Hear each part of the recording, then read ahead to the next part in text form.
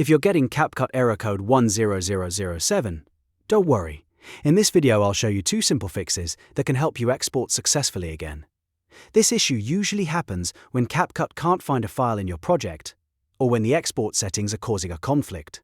So if your timeline is full of red clips or your export keeps failing at the same point, stay with me and follow these steps carefully. And before we get into it, make sure to hit like and subscribe for more quick CapCut fixes and editing tutorials. Let's start with the first fix, which is relinking missing media. Open your project and take a close look at the timeline. If you see any clips highlighted in red or a placeholder that says media missing, that means CapCut has lost the link to the original file on your computer.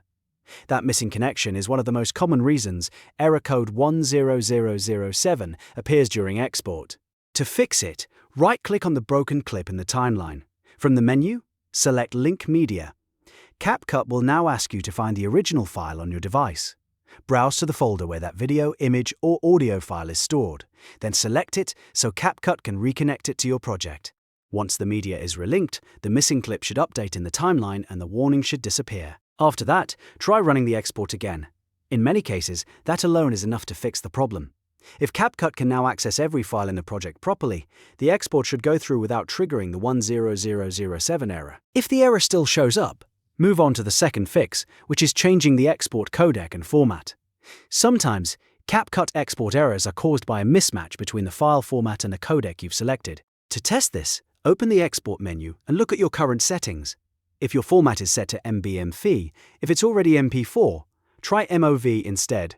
Then change the codec as well. For example, if you're using H.264, switch to HEVC. If you're already on HEVC, try H.264. These small changes can make a big difference because different devices and projects respond better to different export combinations. Once you've changed the format and codec, run the export again and see if the error disappears. If one combination fails, try another until you find the one that works best for your project. So just to recap, first relink any missing media in the timeline, then if needed, change the export format and codec before exporting again.